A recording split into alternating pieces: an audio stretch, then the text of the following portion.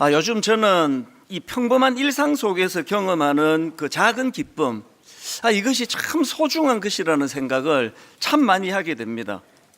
이제 12월이 되고 나니까 지난 한 해를 또 돌아보고 또 점검하고 이런 기회들이 생기는데요. 지난 한 해를 돌아봐도 제가 누렸던 기쁨 대부분은 어떤 큰 성취감 혹은 어떤 큰 화려한 기쁨, 이런 건 거의 없습니다. 제가 누렸던 대부분의 기쁨은 평범한 일상 속에서 아주 작고 그러나 또 거기에 의미가 담겨 있는 그런 소소한 기쁨이 제 삶을 지탱하게 만드는 원동력이구나, 그거를 새삼 깨닫게 되는 겁니다. 은혜도 마찬가지입니다. 평범한 일상 가운데 하나님이 나와 함께 하시는데 이런 소박한 마음의 기쁨이 너무나 제 삶을 견인하는 에너지가 되는 거구나, 이걸 경험을 하고 있는 거죠. 그래서 제가 오늘 설교 제목을 작은 일상의 은혜와 기쁨, 이렇게 정해봤는데요. 사실 우리는 지금 우리가 경험하고 있는 이 평범하고 소소한 일상, 이게 얼마나 소중한 것인지 모릅니다. 사람의 참 미련하며 너무나 이 소소한 기쁨을 지나놓고 하는 거죠. 이제 그게 이제 어떤 일을 당하고 아픔을 겪고 그 소소한 기쁨을 맛볼 수 없을 때가 되면 그때 그 평범한 일상이 이게 너무 소중한 거구나, 이제 지나놓고 알게 되는 거거든요. 이런 말씀을 통해서 우리가 당겨서 지금 알자는 거죠. 지금 며칠 전에도 제 아내하고 올 한 해 유난히 빨리 갔다, 벌써 12월이다. 그리고 제가 이런 말을 덧붙였습니다. 올 한 해 이렇게 시간이 빨리 간 이유는 그만큼 올 한 해가 순탄하고 그렇게 편안하게 갔다는 그런 뜻이기도 하지, 힘든 일을 겪으면 시간 참 안 가거든요. 그러니까 이런 것들을 자꾸 되뇌임으로 말미암아 우리가 경험하는 이 소소한 기쁨, 이 작고 또 사소한 것 같지만 이것들을 깨달아가는 거죠. 놓치고 나면 그때 가서 그때가 좋았는데 그거는 소용이 없는 거거든요. 교회가 갑자기 어려움에 빠지는 경우들이 있지 않습니까? 가끔씩 이제 어떤 주변의 교회에서 이런 어려움이 있으면 이제 저를 찾아와서 도움을 청하는 경우들이 있습니다. 언젠가 제가 잘 아는 어떤 교회에서 갑자기 이제 어려움이 생긴 겁니다. 담임 목사님이 사임하시고 또 교회는 혼란에 빠지고 이런저런 아픔을 겪고 있었는데 이제 그 평신도 지도자분들이 여러분이 저를 찾아오셨습니다. 그리고는 그 상황과 사정을 눈물로 전하면서 저에게 도움을 청했습니다. 그래서 제가 한 몇 주 동안에 토요일 아침마다 그 교회 순장 모임이에요. 토요일 아침마다 제가 가서 이제 함께 기도도 해드리고 또 이후의 일들을 같이 상의하고 그런 적이 있었는데요. 어느 토요일이에요. 갑자기 이분들을 좀 위로해 줘야 되겠다, 그게 그 하루 전날 그런 생각이 떠오르더라고요. 그래서 이제 아침에 샌드위치하고 그리고 또 커피 이런 것들을 사가지고 이제 그 순장님들과 같이 나누었습니다. 그러고는 이제 말씀을 간단하게 또 나누고 이제 함께 찬양을 부르면서 기도하고 이런 시간을 가졌는데요. 그때 같이 불렀던 찬양이 그 행복이라는 찬양, 여러분도 아마 잘 아시는 찬양입니다. 가사가 이랬습니다. 화려하지 않아도 정결하게 사는 삶, 가진 것이 적어도 감사하며 사는 삶, 내게 주신 작은 힘 나눠주며 사는 삶, 이것이 나의 삶의 행복이라오. 그리고는 이제 후렴에 가면은 이것이 행복이라오, 막 이게 쭉 되는 찬양인데요. 그날 제 마음이 너무 아팠습니다. 같이 찬양을 부르는데 막 우시는 거예요. 막 뭐 남자 순장, 여자 순장 할 거 없이 막 엉엉 그렇게 우시는 거예요. 지금 교회가 일시적으로 어려움을 겪고 있다 보니까 이런 찬양이 막 북받치는 것 같아요. 얼마나 그렇게 슬프게 우시는지 제가 그거를 보면서 마음으로 막 두 가지 다짐이 나오더라고요. 오늘 이 교회 진짜 잘 도와드려야 되겠다, 안정이 되도록 도와야 되겠다, 그런 생각이 들면서 저는 분당 우리 교회 담임 목사니까요. 제가 마음에서 막 이런 마음의 결의가 나오는 거죠. 어떤 경우라도 우리 순장님들 눈에 눈물 나게 하는 일 하지 않겠다. 우리 성도님들 눈에 눈물 나는 일 해서는 안 된다. 그렇게 제가 다짐을 했던 기억이, 이게 좀 시간이 좀 지난 이야기인데요. 요즘도 가끔씩 그날 그 아침이 기억이 나고 있습니다.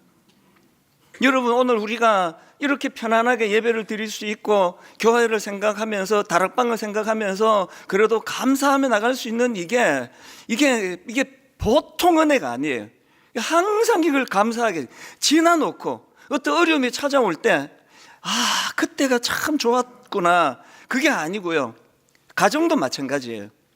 지금 뭐 특별한 신나고 재밌는 일이 없어서 아이고 우리 부부는 맨날 그저 그래, 그런 말 할 수 있는 그게 엄청 지금 행복한 거예요. 아무 일이 없다는 뜻이거든요. 그래서 우리가 하나님 은혜를 생각하면서 자꾸 이제 이 마음으로 이것들을 되뇌이자는 건데, 제가 이런 생각을 하고 있을 때 어느 날 이제 우리가 함께 하고 있는 한 구절 묵상, 이 한 구절 묵상에 시편 128편, 오늘 본문 아닙니까? 이 시편 128편 말씀이 나온 겁니다. 그 말씀을 제가 묵상하다가 보니까 바로 시편 128편의 흐름이, 구조가 바로 이런, 방금 제가 말씀드렸던 이런 내용을 담고 있는 거구나. 그래서 제가 이 말씀을 참 묵상을 하게 됐는데요.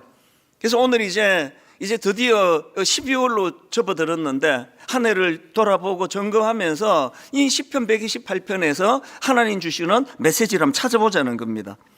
시편 128편 1절 말씀을 읽기 시작합니다. 여호와를 경외하며 그의 길을 걷는 자마다 복이 있도다. 여기 나오는 복이 있도다, 이 단어를 히브리어로 보면은 행복하다, 복되다, 이 선포예요. 하나님을 경외하며 하나님이 원하시는 그 길을 걷는 자들은 행복한 사람들이다, 행복하다, 이걸 선포하는 거예요. 그런데 제가 주목하는 것이 이 시편 128편 1절에서 이렇게 행복을 선언한 다음에 그것이 물꼬가 어디로 흘러가느냐 하는 거예요. 어디로 흘러가는지 한번 보십시오. 2절입니다. 이렇게 이야기합니다. 내가 내 손이 수고한 대로 먹을 것이라, 내가 복되고 형통하리로다.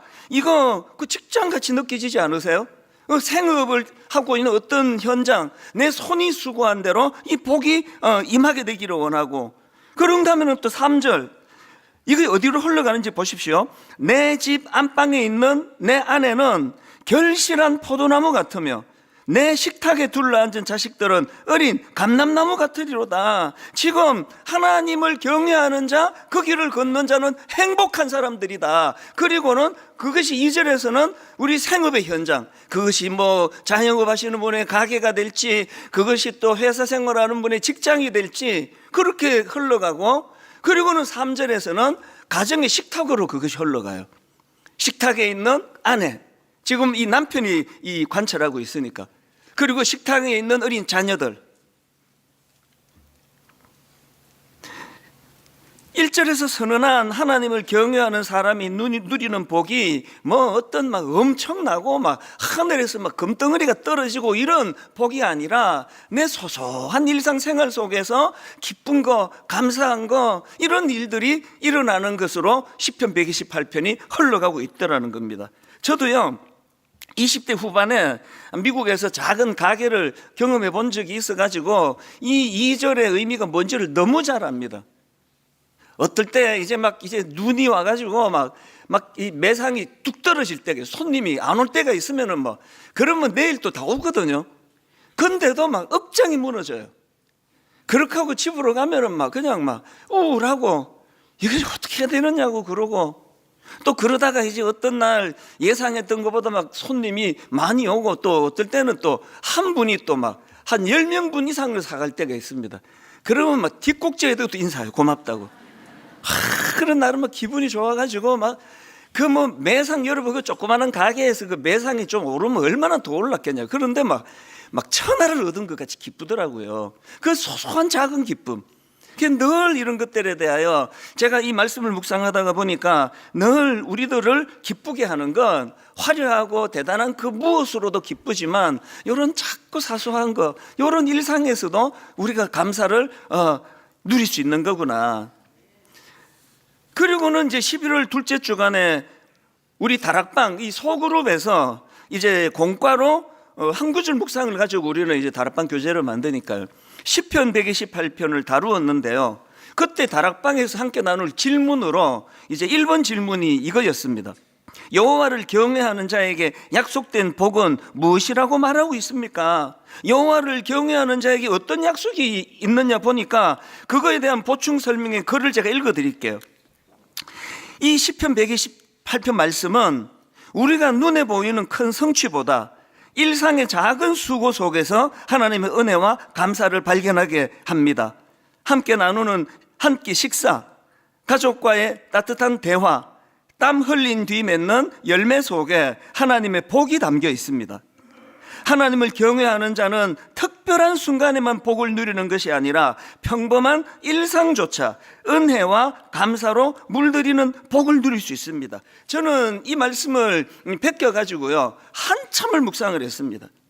오늘도 하나님이 저에게 허락하신 이 소소하고 작은 기쁨을 큰 것만 바라보고 다니다가 이걸 내가 놓치지는 않은가? 이걸 빼앗기고 있는 건 아닌가?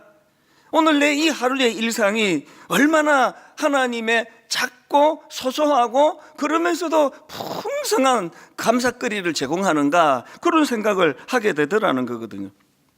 여러분, 아까 그 행복이라는 찬양 가사에서도 나왔지만 주를 경외하는 사람들의 이 일상에서의 작은 행복, 이걸 누리셔야 돼요. 여러분, 오늘 아침에 무사히 눈을 뜨게 된 거, 이게 어떤 분에게는 기적이거든요. 오늘 여러분 이렇게 건강하게 이 현장에 나와서 예배할 수 있게 된 거, 지금 이 시간에요 어떤 몸을 다친 성도님은 병원에서 그 눈도 침침하신 분이 스마트폰으로 지금 예배를 드리고 계세요. 지금 병실에 누워서 예배를 드리고 있는 그분들을 생각하면 이렇게 나와서 말씀을 전하고 말씀을 들을 수 있는 이게 얼마나 감사한지 모릅니다. 어제 아침인데요, 저희가 이제 남녀 직장인 순장 모임이 어제 아침에 있는데, 이제 일어나서 아내랑 같이 나가려고 하는데 막 이 사람이 막 배가 아파가지고 막 배가 너무 아프대요. 그 어제 저녁에 이제 뭐 음식을 잘못 먹은 것 같다는데, 그러고 보니까 그 해산물이 먹으면서 제가 약간 이게 좀 맛이 갔나 그런 생각을 했는데, 저는 괜찮고 제 아내가 막 배가 아파가지고 막 그래서 이제 교회에 가지도 못했습니다. 근데 이제 나가려고 하는데 제 아내가 한마디 툭 던졌는데, 말씀 전하러 가는 당신이 아프지 않고 내가 아픈 게 얼마나 다행인가요? 그게 저에게 굉장한 기쁨을 줬습니다. 제 아내가 아픈 게 이렇게 제 아내가 아픈 게 기쁜 게 아니고 제 아내만 아프고 저는 안 아픈 게, 그래서 제가 진짜 그렇더라고요. 제가 어제 제 아내처럼 아팠으면 어제 결강 어떻게 나가서 말씀 전합니까? 이게 지금 이 순간에도 전 너무 감사해요. 그래서 이렇게 말씀을 전할 수 있는 이게 소소해서 너무 작아서 내가 인식을 못하는 거지만 이게 얼마나 감사한 일입니까? 그래서 하나님이 저에게 막 무쇠팔, 무쇠다리, 그리고 또 쇠로 만든 위장을 주셔가지고 저는 상한 막 먹기도 하나도 안 아파요. 이제 우리 아내가 있으면 입을 또 탁 때립니다. 하이 거기 입 그러면서. 여러분, 우리가 일상에서 이런 늘 이 평범한 이 생활이 늘 감사해진다면 우리가 얼마나 행복해지겠냐고요. 그래서 저는 이 시편 128편 말씀의 이 흐름을 보면서 여기에 참 의미가 있다. 그러고 보니까요, 이 1절에서의 이 하나님을 경외하고 그 길을 걷는 사람이 행복하다, 그렇게 선언하고 흘러가는 그 줄거리를 보면서 하나님이 허락하신 복은 이게 점진적으로 확산하는 복이구나, 이걸 제가 깨닫게 된 거죠. 자, 이걸 제가 오늘 좀 설명을 드려볼게요. 이 점진적인 확산의 특징을 가진 복이 이 하나님 주신 복인데요, 그 흐르는 걸 한번 느껴보십시오. 첫 번째로 개인에게 임하는 복이 있습니다. 시편 128편 2절, 내가 내 손이 수고한 대로 먹을 것이라, 내가 복되고 형통하리로다. 우리가요, 하나님께서 이 손이 수고한 대로 먹을 수 있도록 해준 이 은혜, 특별하게 어떤 건강을 다치시거나 어려운 일을 빼고는 우리가 건강한 손으로 열심히 우리가 일을 하면 손이 수고한 대로 주시잖아요. 그러니까 여기 나와 있는 내 손이 수고한 대로 먹을 것이라는 이런 말씀 속에서 저는요, 이 하나님을 경외하고 그의 길을 걷는 사람들에게 나타나는 중요한 삶의 태도 하나를 발견하는데, 그게 뭐냐? 건전하고 건강한 삶의 태도를 가지고 있다는 겁니다. 요행을 바라지 않고 일확천금을 바라지 않고 눈앞에 이익만을 쫓아가지고 투기하고 불로소득을 추구하도록 부추기는 이 세상 속에서 묵묵히 손이 일한 대로 성실하게 살아가는 그 즐거움을 누리고 사는 것, 이게 굉장히 건강한 삶의 태도 아닙니까? 오늘 지금 너무나 많은 분들이 힘든 일을 겪는 것 중에 하나가 주식 투자예요. 여러분, 주식 투자도요, 건강한 거지만 과해지면 그게 중독이 되는 거거든요. 야, 요거 넣으면은 이게 막 2배가 된다더라. 그 보이스피싱 같은 이런 악한 사람들이 우리의 심리를 다 그런 걸 이용하는 거 아닙니까? 그래서 뭐 그냥 손이 수고한 대로 성실하게 살면 뭔가 뒤처지는 것 같고 뭔가 손해보는 것 같고, 그럴 때 여러분, 절대로 우리가 빼앗겨서는 안 되는 한 가지가 있는데, 늘 이렇게 일확천금을 추구하고 막 불로소득을 원하는 사람들은요, 늘 불안해요. 마음에 걱정이 많아요. 근심이 많은다 할 때, 저와 여러분, 하나님이 원하시는 그 손이 수고한 대로 성실하게 살아가는 사람들에게 하나님 주시는 평안이 있는 줄로 믿으시기를 바랍니다. 주기도문 한번 보십시오. 예수님께서 가르쳐 주셨잖아요. 오늘 우리에게 양식을 달라고 기도할 때 어떤 양식이요? 일용할 양식을 달라는 거예요. 오늘 하루 자족할 수 있는 그 양식을 달라고 주님이 가르쳐 주시는 것은, 왜냐하니까 일확천금을 노리는 사람들에게서 찾을 수 없는 이 평안, 샬롬, 이것이 이 기도 속에 담겨 있기 때문이거든요. 저는 어제 우리 순장님들하고 같이 이제 한 해 동안 수고한 거 제가 너무 격려해드리고 박수를 쳐드리면서, 우리 순장님도 수고하셨는데 하나님 주시는 마음에 평안이 임하기를 바란다고 복을 빌어드렸거든요. 그래서 제가 시편 131편 2절을 읽어드렸는데요.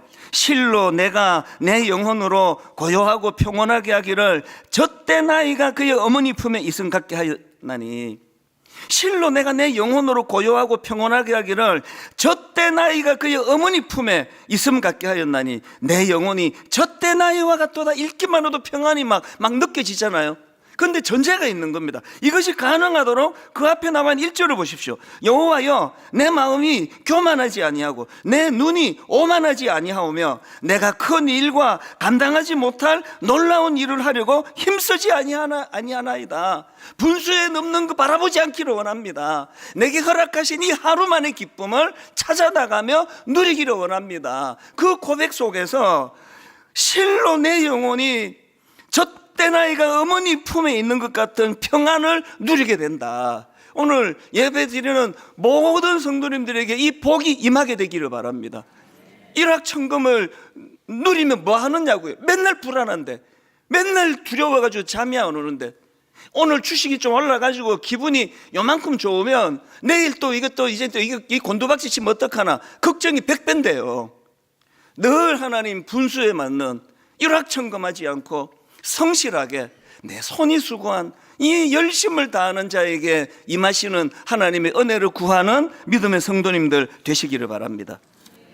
이렇게 먼저 개인에게 하나님의 복이 임하는데요, 이것이 이제 점진적으로 확산한다 그랬잖아요. 이것이 어디로 흘러가느냐, 두 번째로 보니까 개인에게 임한 그 행복이 가정으로 확산하고 있습니다. 가정으로 확산하는 복. 자, 2절에서 개인에게 임한 복의 그 복된 삶의 태도가 이제 가정으로 흘러가는데요, 3절입니다. 내 집 안방에 있는 내 아내는 결실한 포도나무 같으며 내 식탁에 둘러앉은 자식들은 어린 감람나무 같으리로다. 여기에 보면은 지금 식탁에 둘러앉은 아내와 자녀들이 묘사되고 있는데, 먼저 아내를 한번 보세요. 여러분, 하나님을 경외하는 자들이 아내를 어떤 눈으로 봐야 되는지 3절에서 우리가 힌트를 얻을 수 있습니다. 세 번역입니다. 내 집 안방에 있는 너의 아내는 열매를 많이 맺는 포도나무와 같고, 굉장히 중요한 표현이에요. 자기 아내를 열매를 많이 맺는 포도나무와 같대요. 여러분이 아시지만 포도나무는요, 이게 그 관상용이라 그러잖아요. 이거 심어갖고 꼭 구경하려고 심는 게 아니에요.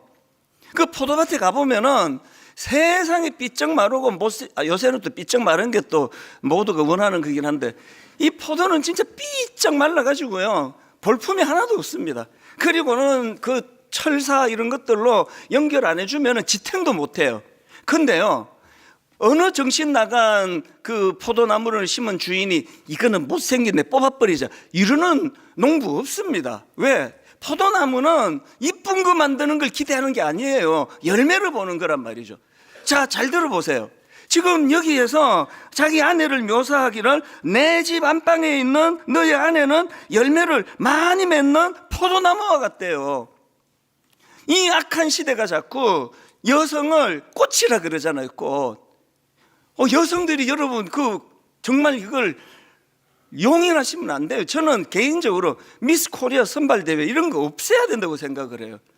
왜 한 인격을 가진 그 사람을, 몸매를 가지고 외모를 가지고 그걸로 무슨 미스 코리아는 무슨 미스 코리아, 이쁘면 다 미스 코리아입니까? 각자가 다 미스 코리아지. 내 이렇게 왜 열나지 근데? 여러분, 하나님의 관점으로 여성이나 남성이나 꽃이 아니에요. 하나님이 우리 키워갖고 이쁜 것 관상하려고 우리를 보내주신 게 아니에요. 자기 아내를 보면서 열매 많이 맺는 포도나무와 같다, 그 지혜를 말하는 거 아니겠습니까? 성경은요, 그 아내를 화려한 외모로 평가하는 게 아니다. 어머니를, 아내를 그 가정을 살리는 지혜의 열매를 맺는 그런 존재로, 그렇게 자꾸 이 사회가 또 교회가 가정이 또 남편들이 아내들을 그렇게 자꾸 격려를 해줘야 너무 외모에 신경을 지나치게 쓰는 일이 좀 줄지 않을까요? 이렇게까지 여러분 탤런트도 아닌데 그렇게까지 예뻐야 됩니까? 그 탤런트 다 굶어 줄게. 저 같은 사람이 있어야 또 장동건 이런 사람이 또 비교가 되고, 확실히 이 목사님하고 대조해 보니까 잘생겼다, 그렇게 되는 거 아닙니까? 여러분들이 그렇게 지나치게 꾸미지 마세요. 교회 올 때도요, 너무 좋은 옷 입고 오지 마시고, 왜 그러세요? 누군가는 여러분 너무 고가의 옷을 입고 있는 것 때문에 누군가는 또 거기에 또 상처를 받아요. 그냥 정성을 들이고, 그 화장한다고 지각하는 분 계시면 오늘 그러지 마세요. 저는 언젠가 정지용 시인의 시 향수를 가지고 만든 노랫말 가사를 제가 문득 울컥한 적이 있습니다. 아무렇지도 않고 예쁠 것도 없는 사철 발벗은 아내가 따가운 햇살을 등에 지고 이삭 줍던 곳, 그곳이 차마 꿈엔들 이칠리야. 발벗고 사철 발벗은 아내, 또 아무렇지도 않고 예쁠 것도 없는, 이런 표현들이 지금 뭘 말하는 겁니까? 아내를 그냥 외모 꾸며가지고 구경하려고 결혼하는 거 아니잖아요. 너무나 그 내면이 아름다운 그 소중한 그게 있어서 꿈엔들 이칠이야. 저는 이 노랫말이 왜 울컥했냐 하면은 저 어머니 생각이 나고 제 아내의 고마움 때문이에요. 언젠가 저희 교회에서 어버이날인데요, 이제 맨 마지막 이 찬양을 불렀습니다. 나의 사랑하는 책 비록 헤어졌으나 우리 어머니의 무릎 위, 이 가사가 이렇게 남아요. 나의 사랑하는 책 비록 헤어졌으나 어머니의 무릎 위에 앉아서 재미있게 듣던 말 그때 일을 지금도 내가 잊지 않고 기억합니다. 그날을 제가 잊지를 못해요. 점잖게 이 신사분들이, 중년의 신사분들이 손수건을 꺼내가지고, 그날 이제 설교하고 이걸 바로 불렀는데요, 그 설교 내용하고 이 찬양이 이렇게 연결이 된지 모르겠는데 너무 많이 우시는 거예요. 자기 어머니를 생각하며. 여러분, 그 옛날 우리 어머니들이 사철 발벗은 아내들 아닙니까? 얼굴을 새카맣고 가정을 지키기 위해 외적인 아름다움에 1도 관심이 없던 분들이 우리 어머니인데, 왜 그 어머니를 생각할 때 그렇게 감동의 눈물이 나는 거냐고요. 이게 바로 성경에서 지금 말씀하고 있는 내 아내는 열매를 많이 맺는 포도나무와 같다 아닙니까? 자꾸 외모 이런 것으로 여성을 몰고 가지 않는 그런 사회가 건강하다면 우리나라는 병든 사회예요. 가정에서도요, 농담으로라도 그 당신 뭐 좀 꾸며야 되겠다 이런 소리 하지 마세요. 왜 꾸며야 되는데요? 당신은 지혜가 너무 아름다워. 당신의 지혜로 우리 아이들이, 그리고 내가 참 그 혜택을 많이 받는 거 늘 고맙게 생각해. 이게 성경의 원리라는 거죠. 오늘 예배 드리는 모든 아내, 모든 어머니들, 모든 여성들, 건강한 지혜의 열매를 많이 맺는 포도나무 같은 성도님들 되시기를 바랍니다. 그 다음에 묘사되는 게 자녀인데요, 본문 3절입니다. 그 자녀들 이렇게 묘사합니다. 내 식탁에 둘러앉은 자식들은 어린 감람나무 같으리로다. 여기 나오는 감람나무는 올리브나무인데요, 제가 자료를 찾아봤습니다. 이 올리브나무가 몇 가지 특징이 있는데 그 중에 강력한 게 뭐냐, 올리브나무는요, 그 나무를 심고 열매를 수확하기까지 시간이 오래 걸리는 걸로 유명한 나무래요. 온화한 기후 속에서는 대략 한 3년에서 5년 정도 지나면 열매를 맺기 시작하지만 제대로 된 건실한 열매를 거두기 위해서는 10년 이상 자라야 된대요.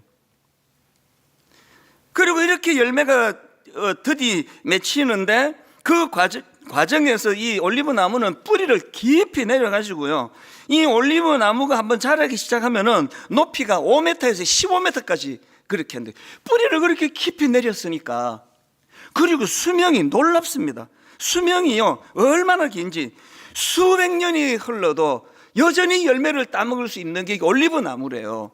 지금 성경에서 네 자녀들은 감람나무, 올리브나무와 같다. 뭘 이야기하는 겁니까? 가능성을 얘기하거든요. 얘가 지금 열매를 잘 맺지 못한다 할지라도, 얘가 더디 자란다 할지라도 이 아이는 지금 뿌리를 깊이 내리고 있다. 그 잠재력을 보는 눈을 가진 부모, 어떤 부모라고요? 하나님을 경외하는 부모예요. 여러분, 예수 잘 믿으시는 아버지, 예수 잘 믿으시는 아버지로서의 안목을 갖게 되시기를 바랍니다. 설교하니까 저도 이렇게 하지만 자녀들에 대하여 안목 없음 늘 저도 그것을 괴로워하는 아버지예요. 이 아이가 더디 자라도 우리 부모만큼은 이 아이의 잠재력을 보고 기다려주고, 이게 지금 성경이 바라보는 여호와를 경외하는 자입니다. 저희 어머니는 시골의 초등학교밖에 안 나오셨지만 제 어린 때 생각하면 교육학 박사세요. 바로 이 원리대로 키우셨더라고요. 아침에 가정 예배를 드릴 때마다 적어도 제 기억에 단 한 번도 빠뜨리지 않고 하는 기도가 여기에 있습니다. 우리 아들 찬수는 요셉과 같은 인물이 되게 해달라고. 이제 우리 어머니가 이 액센트를 넣을 때 그 특유의 액센트가 있어요. 우리 아들 찬수가 이 요셉 같은, 그러면서 이제 액센트를 팍 넣으면 이게 졸다 기도를 워낙 길게 해서 또 많이 자거든요. 그러다 팍 깰 때가 이제 요셉이 나올 때예요. 우리 아들 찬수가 이 요셉 같은 인물이 되게 해달라고. 그래가지고 그게요, 제 성장기는 지금에도 제가 그 영향을 받아요. 어떤 경우에도 유혹에 넘어지지 않도록, 요셉이 유혹에 안 넘어졌듯이 오래 인내하면서 하나님과 동행하면서, 이게 어릴 때 부모님이 저에게 세뇌라는 말은 나쁜 말이겠지만 쇠뇌시키듯이 저에게 니는 잘 될 수밖에 없다고. 교회 학교 선생님도 마찬가지예요. 옛날에 그 가난하던 시절에 얼마나 고학력자가 있었겠냐고요. 그러나 잊혀지지가 않아요. 주일학교 가면은 선생님이 찬순이는 걱정도 하지 마라. 네가 잘못되면 누가 잘 되니? 네 아버지가 기도하다가 돌아가셨는데 걱정도 하지 마라. 그게 이 원리 그대로더라고요. 감람나무예요. 비록 가난하고 눈에 띄는 거 별로 없고 두드러지는 거 없지만 니는 잘 된다. 그 주일학교 선생님이 복잡한 성경 지식 가르치는 것도 중요하지만 아이들에게 이 꿈을 심어주는 거, 이게 성경이 가르치는 거거든요. 여러분, 가정과 분당 우리 교회가 다음 세대를 향하여 올리브나무처럼 더디 열매가 맺어지지만 하나님 이 아이를 통한 그 내면에 잠재되어 있는 걸 볼 줄 아는 부모, 그것을 끄집어내는 주일학교 되기를 원합니다. 그런 기도가 필요하다는 거죠. 이렇게 개인으로 시작된 이 행복이 가정으로 흘러가고, 이것이 또 점진적으로 어디로 흘러가느냐, 세 번째가 공동체로 확산되는 행복입니다. 개인과 가정에만 머물러 있지 않습니다. 5절을 보십시오. 여호와께서 시온에서 내게 복을 주실지어다. 너는 평생에 예루살렘의 번영을 보며. 행복은요 개인의 소유에서 멈추지 않습니다. 행복은요 자기 자신과 가정과 내 새끼, 내 아내, 내 자식으로, 내 가정으로 끝나지 않고 공동체로, 이웃으로 흘러간다는 거죠. 저는 요즘 참 행복해요. 지난주 다락방 전체 종강을 하고 이번 주 이제 다락방 종강이 있기까지 우리 순장님들이 이제 여직장 화요일 순장반에서 또 어제 토요일 직장인 순장반에서 간증들을 하는데 너무 감동이에요. 막 시간만 되면 막 다 읽어드리고 싶은데요. 하나만 소개해 드릴게요. 이분 그 간증문을 제가 읽어드릴게요. 순장님이세요. 어떤 순장님? 저희 다락방을 소개함에 가장 큰 감사는 순원분들 모두가 교회와 다락방 공동체를 정말 사랑하는 분들이라는 것입니다. 다락방 안에서 함께 울고 함께 웃고 함께 울었던 한 분 한 분의 이야기를 다 전하고 싶지만 오늘은 한 분 집사님의 이야기를 들려드리려고 합니다. 가정의 어려움을 그 당시 갖고 있던 집사님 이야기를 들어보세요. 이 집사님은 20여 년 가까이 남편으로 인해 가정 안에서 어려움이 있었고 다락방 배정 후 첫 신방 때 이제 이혼을 해야 할 것 같다고 말씀하셨을 만큼 위기의 상황이었습니다. 그 다음이 감동이에요. 이 순장님이요, 저는 어떤 말씀도 드릴 수 없어 그저 홀로 기도했는데 감사하게도 다락방에서 자신의 이야기를 나누어 주셨고 집사님의 가정을 향한 하나님의 선하신 개입을 순원분들과 함께 눈물로 간절히 기도하기 시작했습니다. 그렇지만 집사님은 결국 남편에게 이혼을 요구하셨습니다. 마음 아픈 시간이 이어지던 중 어머니 기도회에서 남편을 초청하여 예배를 드리는 시간이 마련되었었는데 집사님께 지푸라기라도 잡는 심정으로 이 순장님이 부탁한 겁니다. 그 집사님께 지푸라기라도 잡는 심정으로 그날 남편과 함께 가면 어떻겠냐고 권하였습니다. 집사님은 남편에게 용기 내어 이야기했고 그 남편분께서는 가보겠다고 하셨습니다. 이 남편도 귀한 분이에요. 가정이 어려움을 겪고 있는데 아니 예수 안 믿는 분인데 그것도 수요 어머니 기도회 오전에 전부 다 여성들이 많잖아요. 거기에 이 남편이 안 믿는 남편이 따라오신 거예요. 그 다음이 감동이에요. 그 기도로 중보하는 다락방 식구들을 보십시오. 그날 남편분께서는 그 기도회에 오셨습니다. 저는 이 순장님은 그 두 분 뒤에서 그리고 순원들은 각자의 자리에서 기도하며 마음을 모았는데 이 남편분의 마음에 성령님께서 찾아와 주셨고 그 남편이 예배 후에 아내에게 지나온 일들을 사과하는 놀라운 은혜가 있었습니다. 이후 거짓말처럼 관계의 회복은 급물살을 탔습니다. 이게 하나님 일하시는 거거든요. 그 수요일 어머니 기도회 때 이 남편이 와가지고 성령님이 어떻게 만져주셨는지 아내에게 진심을 다한 사과를 하고 가정이 회복이 되고 치유가 되는데 그 과정에서 뭐 피가 섞였습니까? 살이 섞였습니까? 이 순장님과 순원들이 마음을 다하여 이분을 위하여 이 가정을 위하여 중보 기도하고 그 열매가 나타났다는 이야기거든요. 이런 이야기 또 있습니다. 한 번은 어떤 성도님이 저한테 롤 케이크를 선물해 주셨어요. 제가 그날 직접 뵙지를 못하고 이제 사무실에 이제 맡겨놓은 걸 제가 그 직원이 전해줬는데요. 그래서 집에 와가지고 이제 저녁 먹고 아내하고 같이 이제 롤 케이크 먹자. 그리고 꺼냈는데 이게 이상해요. 아니 케이스에 군납용 이렇게 돼 있는 겁니다. 이거 군인들한테 주는 거 아닌가? 이게 뭐지? 이게 왜 군납이야? 막 이제 아내하고 농담하면서 이거 밀반출한 건가? 아니 왜 군납용이야? 농담으로 막 이제 그런 이야기를 했는데 그 다음날 이유를 딱 알았죠. 그 직원이 저한테 카톡 하나를 보내왔어요. 내용이 이런 겁니다. 그 다락방에 한 그 성도님이 군 부대 가까운 곳에서 제과점을 운영하고 계시는데요. 이제 그 이웃 군 부대에서 롤 케이크를 주문한 겁니다. 단체로. 그렇게 단체로 롤 케이크를 주문했는데 그 군부대에서 뭐 무슨 어떤 일이 생겼는지 모르지만 그 주문한 거를 취소를 한 거예요. 취소 물량이 무려 380개예요. 여러분이 자영업 하시는 분에게 이건 뭐 엄청난 거 아닙니까? 그래가지고 이걸 어떻게 해야 되나, 이 380개 그 소식을 들었던 다락방 식구들 또 우리 성도님들이 십시일반해가지고요, 그것을 한 개, 두 개 저한테 선물하신 이분은 제가 듣기로 한 10개인가를 구입을 하셔가지고 그렇게 선물로 막 나누어 주셨는데요, 결과가 놀라워요. 그 군 부대에서 취소 물량이 380개인데 판매된 수량이 479개였대요.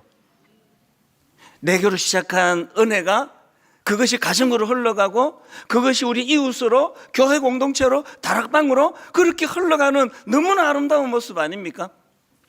오늘의 말씀을 저는 이렇게 맺기를 원합니다. 여러분 개인과 가정에 이런 행복이, 이런 은혜의 복이 흘러가기를 원합니다. 그것으로 끝나지 않고, 가두어두지 않고, 그것을 주변 이웃에게, 교회 공동체로 흘려보내는 믿음의 성도님들 되시기를 바랍니다.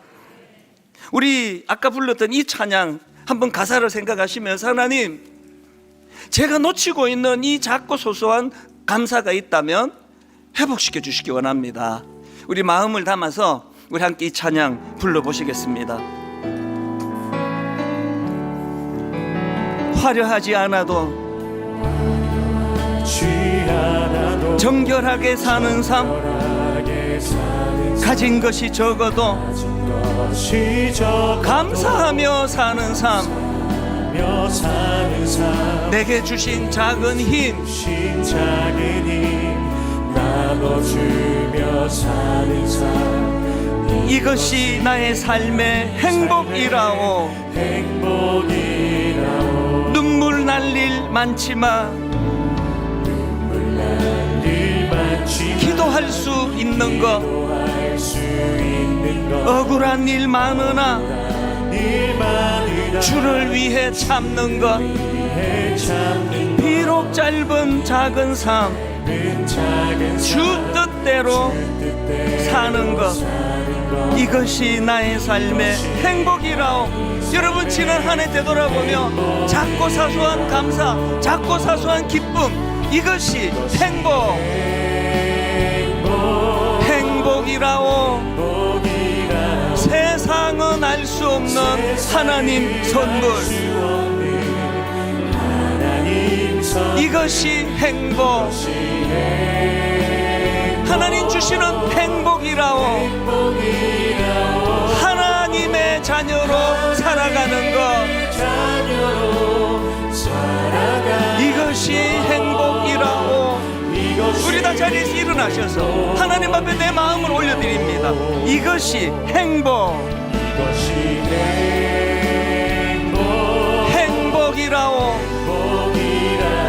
세상은 알 수 없는 하나님 선물, 이것이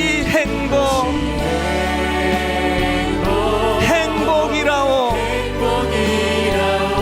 하나님의 자녀로 살아가는 것, 이것이 행복이라오. 우리 하나님 앞에 마음을 한 번 더 올려드리기 원합니다. 이것이 행복, 하나님 주시는 행복이라오.